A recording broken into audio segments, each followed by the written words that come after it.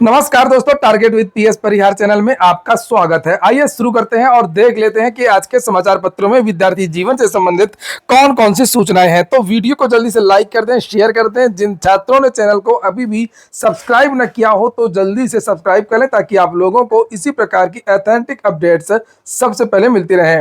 सबसे पहले असत्य पर सत्य की जीत के पावन पर्व विजयादशमी की हार्दिक शुभकामनाएं सभी लोगों को।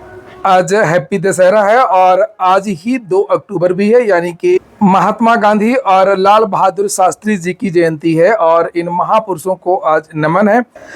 चलिए शुरू करते हैं। सबसे पहले बात कर लेते हैं एलटी ग्रेड बेस्ट बुक की, जो कि चक्षु प्रकाशन की, जिसे आप लोग यहाँ पर देख रहे हैं। उत्तर प्रदेश लोक सेवा आयोग की भर्तियों का जो सिलेबस है, जो पैटर्न है, उसके हिसाब से इस पुस्तक को तैयार किया गया। ये समान अध्ययन की पुस्तक है। इसमें आप लोगों को समान अध्ययन के 1800 से ज्यादा बहुविकल्पी प्रश्न देखने को मिलेंगे। सभी प्रश्नों की विस्तृत व्याख्या भी आपको देखने को मिलेगी।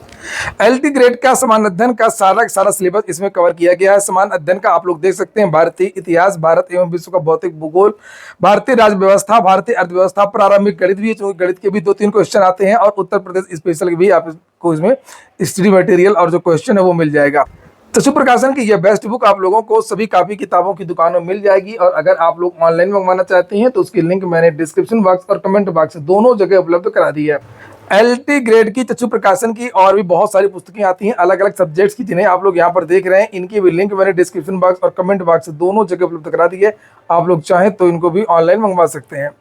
चलिए शुरू करते हैं और सबसे पहली जो खबर है वो है शिक्षा सेवा चयन आयोग की पीजीटी के बाद में टल सकती है टीजीटी भर्ती की भी परीक्षा। यही वीडियो मैंने कल रात को भी बनाया था।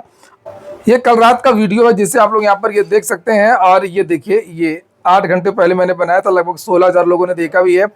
लिखा टीजीटी एग्जाम भी रद्द होने के पूरे आसार। इस वीडियो मैंने और भी बहुत सारी जानकारियां दी थी। उत्तर प्रदेश लोक सेवा आयोग की कुछ भर्तियों के बारे में जानकारी दी थी, कुछ परीक्षाओं के बारे में जानकारी दी थी और यूपी ट्रिपल एस सी कुछ एग्जाम रिजल्ट और नोटिस वगैरह को लेकर के भी जानकारी दी थी। और जो सूचना कल दी गई थी वही सूचना आज मिली है और वही बातें भी लिखी हैं। लिखा है पुरानी तैयारी पर नए पूर्णकालिक अध्यक्ष का परीक्षा कराना मुश्किल है। उत्तर प्रदेश शिक्षा सेवा चयन आयोग शिक्षक भर्तियां कराने की जगह परीक्षा तिथि घोषित करके उसे टालने के लिए चर्चा में है। आयोग की पहली पूर्णकालिक अध्यक्ष प्रोफेसर कीर्ति पांडे अपने 1 वर्ष के कार्यकाल में वर्ष 2022 की प्रवक्ता संवर्ग एवं प्रशिक्षित स्नातक भर्ती के लिए 4 बार तिथि घोषित करने के बाद भी परीक्षा नहीं करा सकी।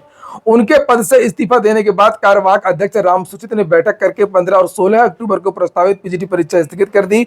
आयोग को नया पूर्णकालिक अध्यक्ष नवंबर में मिलने की उम्मीद है और ऐसे में नए अध्यक्ष द्वारा पुरानी तैयारी पर 18 और 19 दिसंबर को परीक्षा आयोजन कराना अभी मुश्किल लग रहा है। लिखा है कि टीजीटी के 15 विषयों के लिए जनवरी 2022 के भर्ती विज्ञापन पर 8,68,000 विद्यार्थी आवेदन कर परीक्षा कराए जाने की प्रतीक्षा कर रहे हैं।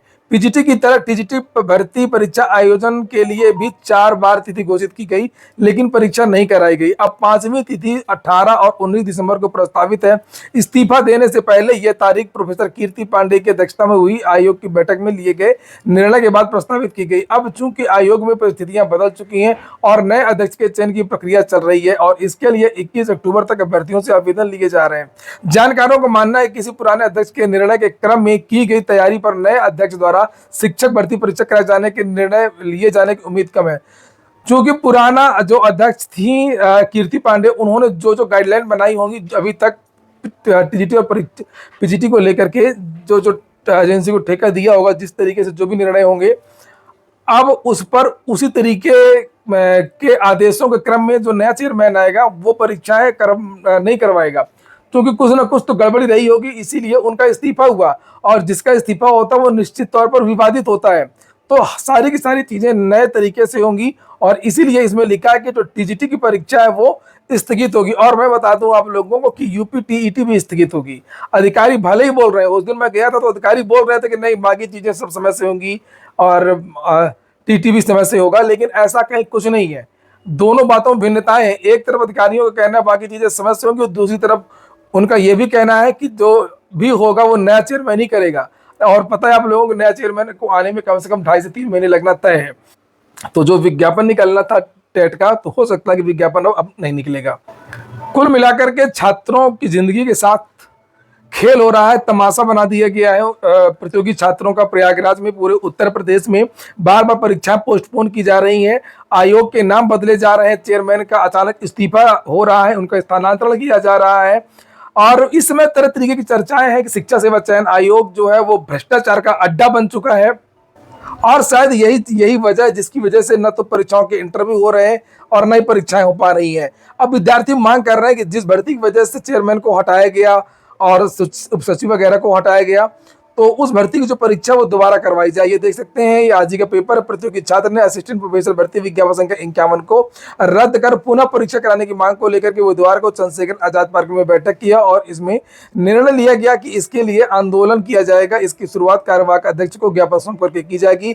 अभ्यर्थियों ने आरोप लगाया है कि विज्ञापन संख्या 51 के तहत हुई भर्ती प्रक्रिया पारदर्शी नहीं रही है, क्योंकि इसका विवाद बहुत सारे लोग पकड़े गए एग्जामिनेशन सेंटर में, कुछ लोग जेल में भी गए हैं। इसके पेपर लीक को लेकर के आयोग के ही चेतावनी दी है कि उनकी मांगों पर ध्यान नहीं दिया गया तो आंदोलन को और व्यापक स्वरूप दिया जाएगा। और 3 अक्टूबर को सुबह 11 बजे सभी अभ्यर्थी शिक्षा सेवा चयन आयोग पर एकत्रित होकर ज्ञापन सौंपेंगे। बैठक में ललिता प्रसाद, शशिकांत, सुखदेव, सुनील, शैलेंद्र, राजेंद्र पटेल आदि उपस्थित हैं।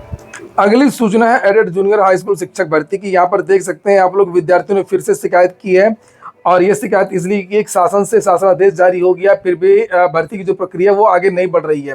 यहाँ पर ये आप लोग देख सकते हैं, ज्ञानवेंद्र सिंह बंटी और अन्य विषय, ये देखिए बेसिक शिक्षा विभाग शिकायत की है, ये देख सकते हैं नीचे। और यहाँ पर फिलहाल 9 अक्टूबर तक यहाँ पर जवाब लगाना है। और ये सारा जो मामला है वो प्रयागराज से ही रुका हुआ है।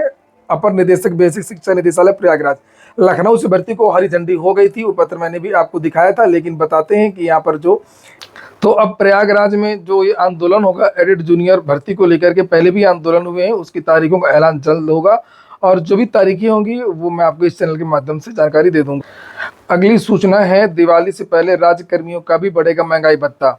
कल आपने सुना होगा कि केंद्रीय कर्मियों का डीए 3% बढ़ा दिया गया। कैबिनेट की कल बैठक थी और बहुत सारे निर्णय लिए गए, एमएसपी वगैरह को लेकर के भी। केंद्रीय विद्यालय भी खुलेंगे, उसको लेकर के भी कल जानकारी दी गई थी कि देश में 57 नए केंद्रीय विद्यालय खुलेंगे। वहीं पर राज्य कर्मचारियों के बारे में भी सूचना दी गई है कि राज्य कर्मचारियों का भी डीए बढ़ सकता है। ये देख सकते हैं, राज्य कर्मचारियों को दिवाली पर बोनस और डीए बढ़ोतरी का तोहफा संभव, चूंकि केंद्र सरकार ने बढ़ा दिया तो अब राज्य सरकार भी बढ़ाएगी। अब जो डीए है वो 55% से बढ़कर के 58% हो जाएगी। सभी का जो सरकारी कर्मचारी हैं, इन सभी का जो वेतन है वो बढ़ जाएगा। लिखा है लगभग 16 लाख राज्य कर्मचारियों को 55 से बढ़कर के 58% हो जाएगा डीए। दस्तावेजों के अभाव में फंस गई है एक्सरे टेक्नीशियन भर्ती। तो एक्सरे टेक्नीशियन भर्ती को लेकर के बहुत सारी चीजें निकल करके आई थी। पिछले महीने आपने देखा होगा कि 79 की भर्ती हुई थी, नियुक्ति दिला दी गई थी 140 को, 400 की भर्ती हुई थी, 440 की नियुक्ति हुई थी, इस तरह बहुत सारी चीजें हुई थी। एक ही नाम पर 4-4, 5-5, 6-6 लोग नौकरी कर रहे थे। कुछ लोग भाग गए, बहुत सारा खुलासा हुआ, लेकिन जांच नहीं हो पा रही क्योंकि 15-16 में चुनाव के पहले विभाग में आग लगा दी गई थी, फूंक दिया गया था। अक्सर ऐसा भी होता भी है, चुनाव के पहले बहुत सारे सरकारी संस्थान होते हैं, वहाँ पर आग लगा दी जाती है। वही चीज़ यहाँ पर भी है, जिसकी वजह से जांच रुक गई है। लिखा हुआ है कि प्रदेश में 2008 की एक्सरे टेक्नीशियन भर्ती में 8 में भी घोटाला हुआ था, 16 में भी ये भर्ती आई थी, उसमें भी घोटाला हुआ था। व्यापक फर्जीवाड़े की जांच एक बार फिर दस्तावेजों के अभाव में अटक गई है। महानिदेशालय को मूल पत्रावलियां नहीं मिली हैं, जिससे जांच प्रभावित हो रही है। अब सभी जिलों के सीएमओ और संस्थानों से नियुक्ति से जुड़े दस्तावेज और सेवा पुस्तिकाएं मंगा ली गई हैं ताकि घोटाले की तह तक पहुंचा जा सके। और यहाँ पर ये सब बातें लिखी हुई हैं।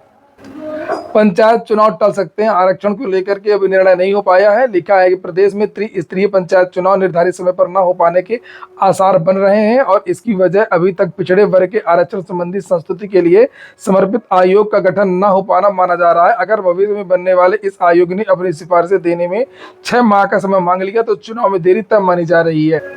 लिखा है यहाँ पर कि पंचायत चुनाव में 6 माह का समय बचा। विभागीय सूत्रों का कहना है कि आयोग को जिलों में जाकर के रिपोर्ट तैयार करनी होती है। अगर आयोग ने इस काम के लिए आमतौर पर लगने वाले 6 माह का समय ले लिया तो चुनाव में देरी की आशंका से इनकार नहीं किया जा सकता है। वहीं पर एक अधिकारी ने नाम न प्रकाशित करने की शर्त पर बताया कि समर्पित आयोग का प्रस्ताव शासन को भेज दिया गया है, अंतिम निर्णय वहीं से होना है। अब आयोग कितने समय में अपनी रिपोर्ट दे पाता है, ओबीसी आरक्षण की प्रक्रिया और चुनाव की तिथियां उसी पर निर्भर करती है। टीईटी को लेकर के लिखा है, अध्यापकों के लिए टीईटी का अनिवार्यता पर सुप्रीम कोर्ट से पुनर्विचार का अनुरोध। तो पुनर्विचार याचिका दाखिल कर दी गई है। लिखा है, सुप्रीम कोर्ट द्वारा प्राथमिक विद्यालयों में शिक्षकों के लिए टीईटी अनिवार्य किए जाने के बाद देश और प्रदेश से एक के बाद एक पुनर्विचार याचिका दाखिल की जा रही है और इसी क्रम में all India primary teacher federation की ओर से भी याचिका दाखिल की गई है। लगभग 1,86,000 शिक्षक सुप्रीम कोर्ट के निर्णय से प्रभावित हो रहे हैं। अखिल भारतीय प्रशासनिक शिक्षक संघ के राष्ट्रीय अध्यक्ष सुशील कुमार पांडेय ने बताया कि शिक्षक बाध्यता अनिवार्य किए जाने के आदेश को निरस्त कराने के लिए पुनर्विचार याचिका दाखिल की गई है और इस मामले में केंद्र सरकार और शिक्षा मंत्रालय की ओर से आवश्यक पहल की जानी चाहिए ताकि देश भर के लाखों शिक्षकों का हित सुरक्षित हो सके। तो सुप्रीम कोर्ट जब कोई आदेश देता है ना, तो वो बहुत सोच विचार करके देता है, सभी पक्षों को सुन करके देता है और ये जो बातें यहाँ पर लिखी गई हैं, कही गई हैं, ये दलीलें उसमें वहां पर दी गई होंगी और देखते हैं सुप्रीम कोर्ट इस पर क्या निर्णय लेता है। वैसे बहुत कम उम्मीद है, सुप्रीम कोर्ट अपने निर्णय पर बहुत कम पुनर्विचार करता है, वो जो कहते हैं उसको वापस कर देता है। लेकिन चूंकि इसमें बहुत ज़्यादा शिक्षक हैं और सीनियर शिक्षक हैं, तो थोड़ी बहुत संभावना भी है, देखते हैं क्या होता है। लेकिन तभी हो पाएगा जब सरकार इसमें अच्छी तरीके से पहल करेगी। रोडवेज की एसी बसों में 10% किराया कम होगा। राम मनोहर लोहिया संस्थान में नर्सिंग की स्क्रीनिंग भर्ती का परिणाम जारी कर दिया गया है। पीसीएस एग्जाम सेंटर को लेकर के भी जानकारी दी गई है कि मुख्यालय से 20 किलोमीटर दूर तक बनाए गए पीसीएस 2025 के परीक्षा केंद्र। फिर भी ज्यादा दूर जिलों में नहीं भेजा गया, तो थोड़ा तो झेलना पड़ेगा ही। अब ऐसा बिल्कुल नहीं कि घर के बगल में ही आपको परीक्षा केंद्र दे दिया जाएगा। लेकिन लोक सेवा आयोग ने बदलाव किया है। लिखा, इसके अलावा अभ्यर्थियों की उपस्थिति की बायोमेट्रिक प्रणाली और आइरिस स्कैन का प्रयोग होगा। अभी तक उत्तर प्रदेश लोक सेवा आयोग की भर्तियों में ये सब चीजें नहीं होती थी। प्रश्न पत्रों की सुरक्षा के लिए डिजिटल डबल लॉक सिस्टम भी लागू कर दिया गया है। तो ये कुछ चीजें आपको नई देखने को मिलेंगी उत्तर प्रदेश लोक सेवा आयोग की भर्तियों में। अभी तक ये सब यूपी SSC और SSC की भर्तियों में होता था। लगभग 6,26,000 विद्यार्थी पीसीएस की परीक्षा देंगे। तो मैं फिर से आप लोगों से एक बार यही कहूँगा कि आप लोग समय से पहुँचें, यानी कि जो एग्जाम सेंटर है वहाँ पर थोड़ा सा पहले पहुँचने की कोशिश करें। सारे प्रपत्र अपने पास रखें और जो OMR जो सीट भरते हैं, जहाँ पर रोल नंबर, अनुक्रमांक, सीरीज, जो भी चीज़ें रहती हैं, इन पे बहुत सावधानी से इनको भरिएगा। और अगर कोई क्वेश्चन नहीं आता है शुरू में, तो उसको छोड़ देना है, उसको ढील दे देना है। और जब लास्ट के 15-20 मिनट अगर बचते हैं, तो उस समय जो आपने क्वेश्चन चिन्हित किए हैं, जिनको लगाने में समस्या हो रही थी, कुछ डाउट था, तो उनको बाद में आप लोग उनको क्लियर कर सकते हैं। तो शुरू में ही किसी क्वेश्चन में बहुत ज़्यादा समय नहीं देना है। जो क्वेश्चन आ रहे हैं उन पर टिक मार करके उनको बीच बीच में काला करते रहिएगा। यही 2-3 चीज़ें हैं जिन पर आप लोग ध्यान दे सकते हैं। बाकी पढ़ाई वगैरह तो आपको जितनी करनी थी आपने कर ही लिया है और अब कुछ ज़्यादा कुछ होने वाला भी नहीं है। और अगर अब कुछ होगा भी तो वो केवल तनाव और टेंशन। आज के वीडियो में इतना ही। पूरा वीडियो सुनने के लिए बहुत बहुत धन्यवाद।